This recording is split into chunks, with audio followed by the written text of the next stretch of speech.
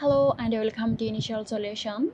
In this video tutorial, I will show you how to unhide a post on Facebook. So let's begin the video.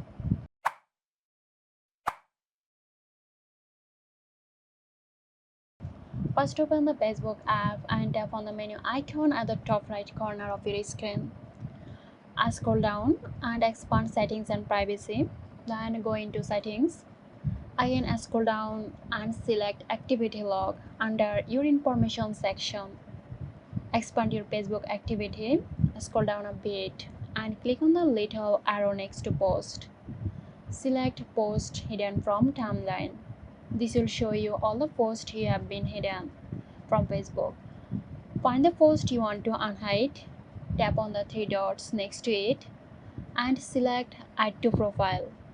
That's it, your post is going to be visible again. I hope this video helped you out. Stay tuned for more helpful tutorials here at Initial Solution.